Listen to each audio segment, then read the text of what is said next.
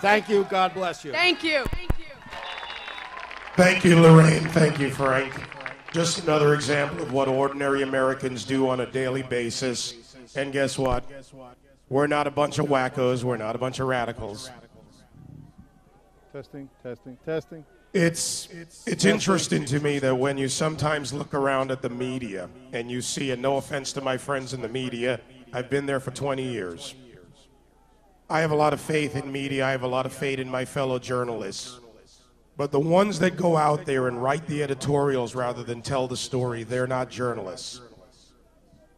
There are some people who are the professionals that Frank referenced. Annemarie McAvoy, the lady you see standing next to me, and if you're listening, you'll hear her in a moment, has been a federal prosecutor. She has been in-house at Morgan Stanley, at Citigroup. She knows the inner workings of financial institutions and regulations. She helped write the regulations. Why is it important that I introduce her this way? Because instead of just having candidates and politicians and stump speeches, you won't get that here tonight. What you will get tonight across this country, on Sirius, on XM, online at Sirius.com, and around the world, is the truth from the people who have been there, who can give you perspective. And that is the most important thing, the truth and perspective. So Annemarie McAvoy, I'm glad, really glad you could join us tonight. Take it away. Thank you so much, David. And I want to tell all of you, David Webb and Kellen Gaida have put so much work into this, and they need a big round of applause to thank them for what they did for us today. And when I look out there at all of you who've been good enough to come out and spend your time and try to get your voices heard today, I say to myself, this is what America is all about. Being able to get up and speak up for what we think is right. We don't have to just take what is given to us. We have a right to stand up and be heard. And that's what we are all doing here tonight. Right across we're talking from about Square issues, Garden. And we're talking about Right by trying the to entrance make of the Lincoln changes to Tunnel on make it a better 31st Street America, and 8th not Avenue. to tear us apart. Right by the New York City, the Now, Manhattan when branch we of look the at what our post office government right is over doing here, these days, which of course is open to accept one of the late things followers that for me until is about the 12 most o'clock upsetting tonight. is to see how the government is taking over different areas of our private sector.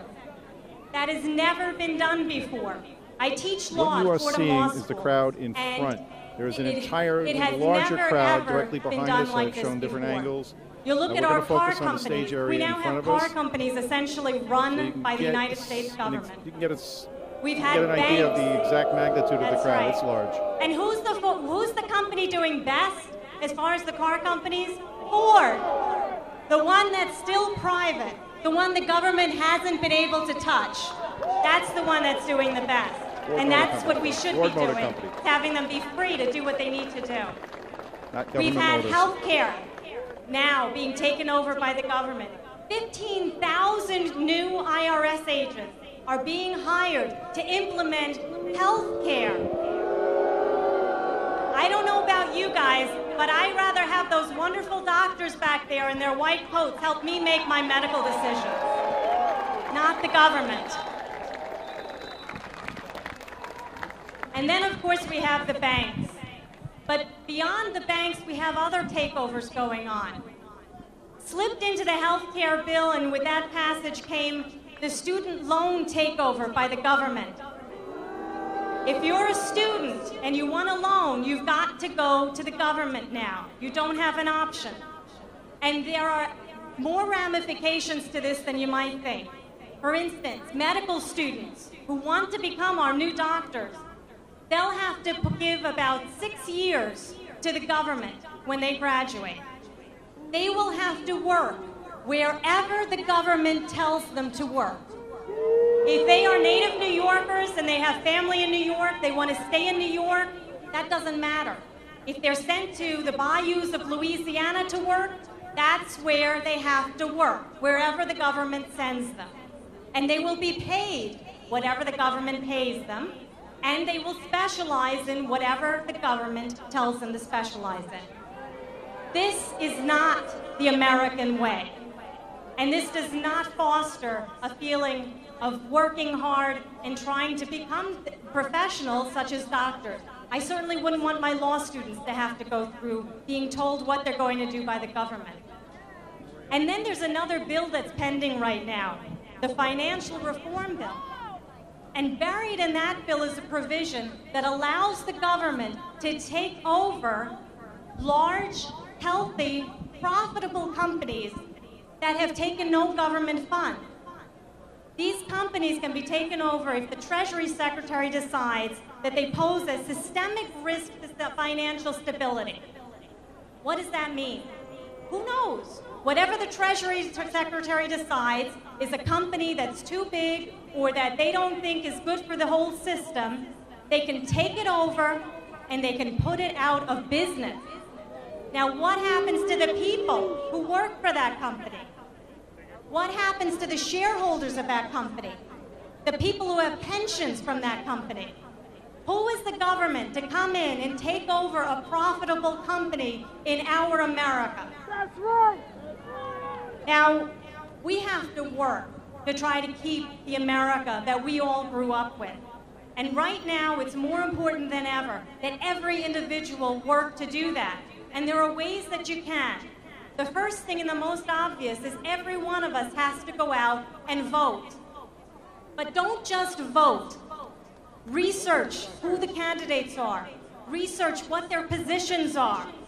Look at how honest you believe they are. What are the issues that are important to you and how will they vote on them? Make sure that you are educated and then educate your friends. Educate your family. Make sure they understand the issues. Make sure they understand who's running and make sure they go out and they cast their vote. We can turn things around. We can hopefully maybe have these programs not be funded so that even though they're passed, they can't really go into effect. And we can potentially repeal the programs that have been put into place. But we can't do that unless the right candidates get elected. So we have to all go out and exercise our right to vote as Americans.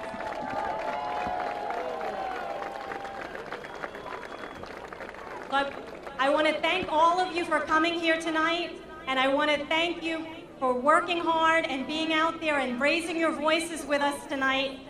America, remember, is a wonderful place, and we want to keep it that way. Let's all work together to do that. Thank you. Tea Party New York, April 15th.